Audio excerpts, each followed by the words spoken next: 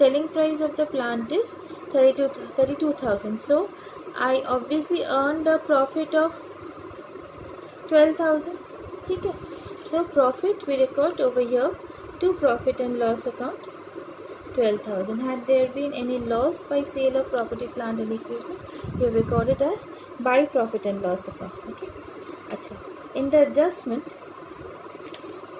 it's given depreciation. How much is the amount of depreciation given over here? Depreciation charged on property, plant and equipment during the year was 76,000. So by depreciation 76,000. All this information is given in point number 2 of the additional information. Okay, you'll get this information from point number 2. Achha. From this account, it is clear that credit side will have a larger sum. So the balance will be in the debit side. So total comes to 12 lakh. Okay, 12 lakh. Achha, balancing figure will be in the debit side, and what we'll write? To bank purchase. Okay, because property is coming in, cash is going out. So it's obviously purchase, and this is my balancing figure. It's coming to 2,90,000. Okay, is it clear? Is this two account clear? Provision for taxation and property, plant and equipment. We don't have to open any other account in this sum. Achha, next let us start with the sum, mean sum. First will be cash flow from operating activity.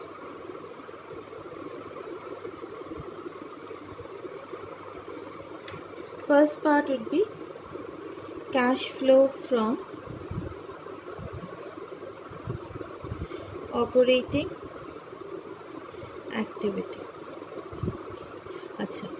Here in the statement of profit and loss account, how much is my closing balance? 1,40,000. How much is my opening balance? 1,10,000. So how much is the profit earned during the year? Obviously 38,000. Okay. So profit earned during the year 38,000. Okay, 1,48,000 minus 1,10,000. Okay, it's coming to 38,000. This is my profit earned during the year. From here, I'll eliminate my non-cash expenses, that is depreciation. Depreciation is the first thing which should be there in your mind, that you have to eliminate as it is a non-cash expenses. Okay, non-cash expenses means no cash outflow from your pocket. So since there is no cash outflow from your pocket, for the purpose of finding out my total cash flow statement, we don't have to do any adjustment for non-cash items. Under cash flow statement, we'll consider only those items where there is actual cash inflow or actual cash outflow. Depreciation is the only non-cash outflow. Since it's a non-cash outflow, it has to be eliminated. And since depreciation has been deducted at the time of finding out this profit, so I am adding it back. Okay. What else I need to add back?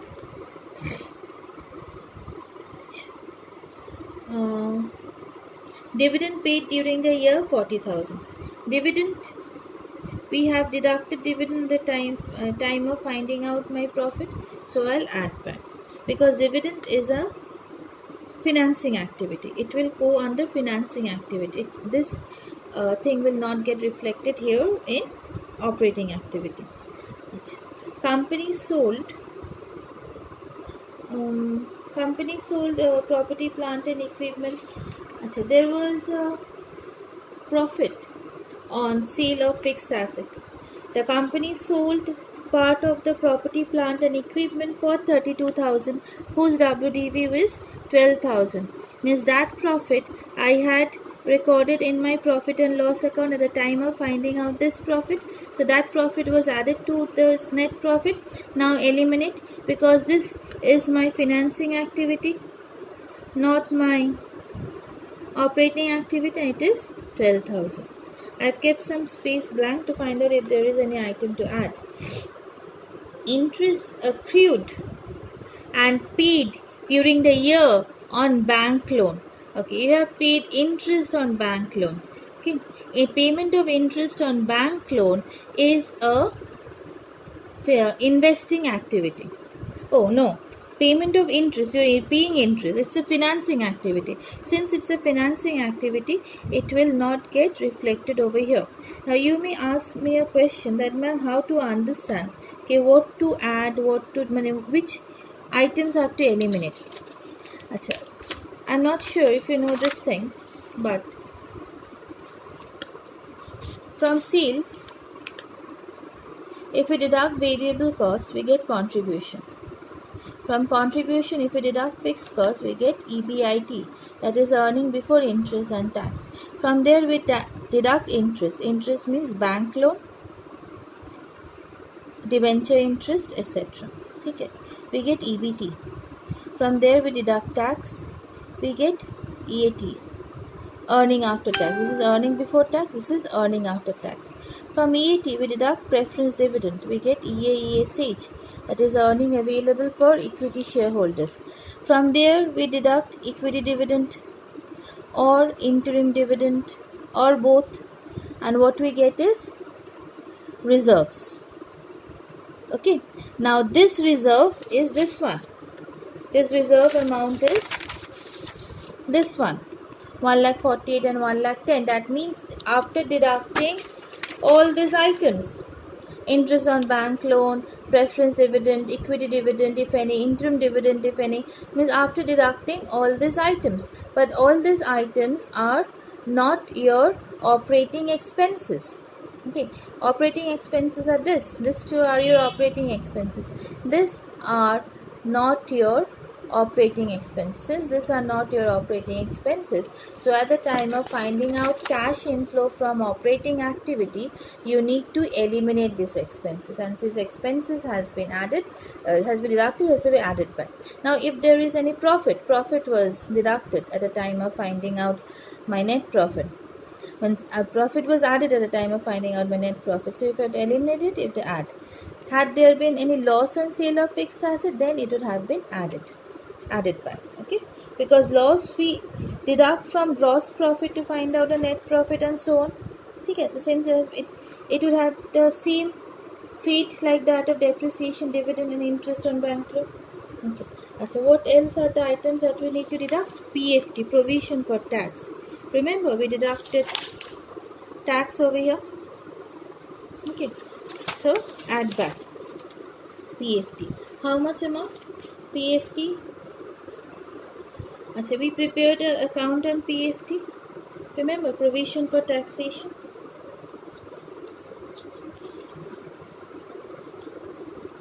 Oh, wait. PFT will come later. Tax will come later. At the end. My mistake. Tax will come later. So tax will come, but it will come at the end after working capital changes, not here. Depreciation is done. Dividend is done. Achha, one more thing. Look over here. Here, general reserve. Opening general reserve is 1,80,000. Closing general reserve is 2,20,000. That means you must have transferred some amount. That is, some amount means 40,000 to general reserve from profit and loss account. That means you have deducted that amount from profit and loss account. The PL, suppose 1 crore. From there you have transferred 1.10 lakhs to general reserve. Now you need to bring it back over here. Since you have transferred, we'll add back. Transfer to GR. How much transfer to GR? 1 lakh. 1,80,000 was my opening balance. 1,20,000 is my closing balance. So I have transferred to GR 40,000. Okay. Okay. Oh. Here, I have missed one item. There's so many items, even I am missing the items. And how will you manage? As a provision for taxation, we had the opening balance and closing balance, right? Provision for taxation. That means I had 1 lakh as opening, 1 lakh 5 as closing. Okay. Then I transfer to profit and loss account. How much? 1 lakh 21,000. Okay. That means this one is 1 lakh 21,000. So here I have to add back PFT 1 lakh 21,000. It's getting dirty. Tax you again have to deduct later on after adjustment of all the working capital, but tax would be this one. Okay. As of now, we will adjust PFT because we have transferred an amount amounting to 1 lakh 21,000 to profit and loss account. This amount, this thing I had missed. Okay, 1 lakh 21,000. Anything else to add? Depreciation done, dividend done, interest on bank loan done, transfer to GR done, PFT done. Okay, and we'll deduct profit on sale of fixed asset.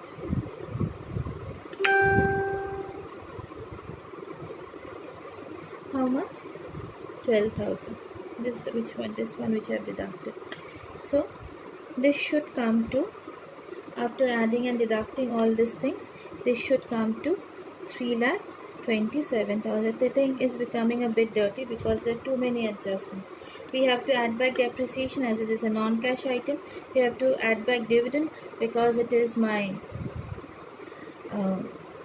financing activity. Interest on bank loan is also my financing activity. You have transferred some amount from your PL to GR. You have to bring back that amount to GR to PL, adding back. Provision for taxation, you have debited this amount to PL account, you need to add it back. Okay, and profit and loss, you have credited it to PL, so you have to deduct it back. So this is 3,27,000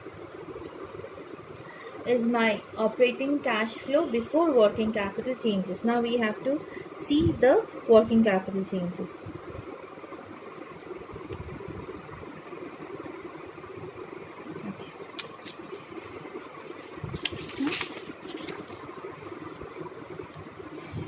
Working capital changes. Now let us first consider the current asset. First current asset is inventory. Okay, inventory's opening balance is 1,20,000.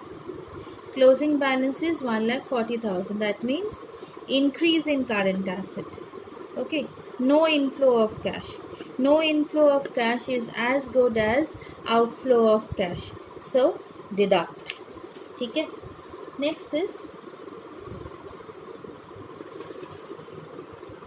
trade receivables.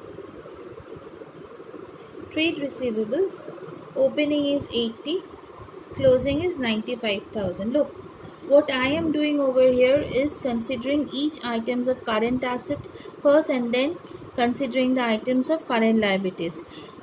So what will happen as a result? Some item will be negative, some will be deducting some item, will be adding some item. But once you are completely clear with the concept of changes in current asset and current liability as to which one to add and which one to deduct, you can arrange it on your own, like all the additions together, all the subtractions together.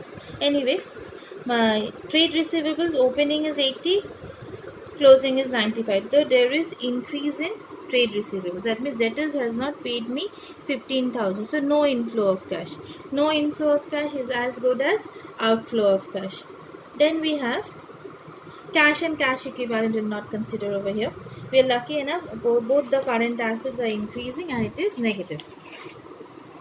It means the two items are together, two negative items are together. Next, let us see trade payable. The current liability, you have trade payable. Opening trade payable is 83,000. Closing trade payable is 1,08,000. That means you haven't paid your current liabilities. That means there is no outflow of cash from your pocket. Since there is no outflow of cash from your pocket, that means no outflow means is as good as inflow. No outflow means as good as inflow, so you are adding. Okay.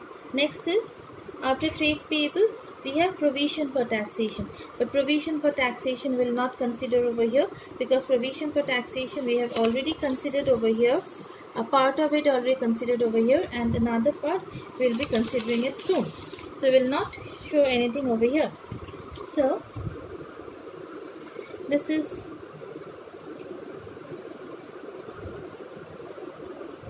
3,17,000 is my cash from operation. Now from this cash from operation, I'll deduct that much amount of income tax that I have actually paid in cash. Okay, how much amount of income tax I have paid in cash?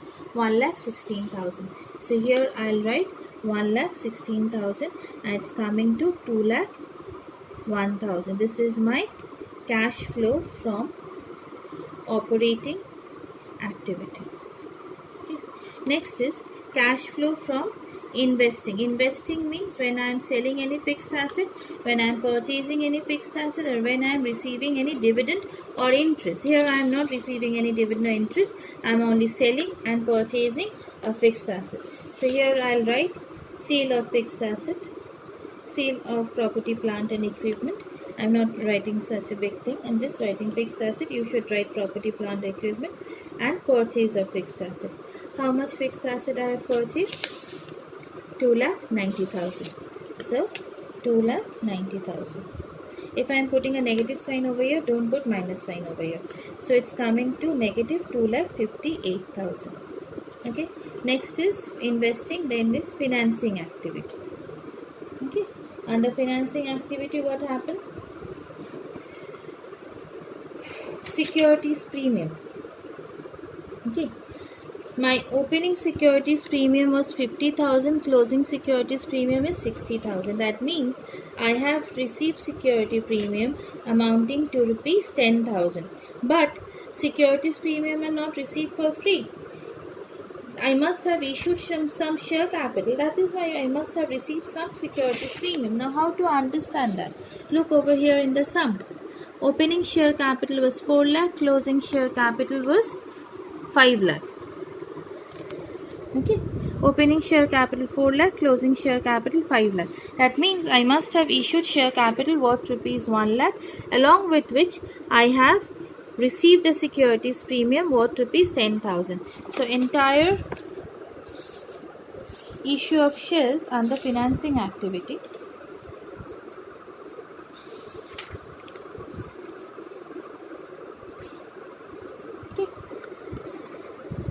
issue of one second.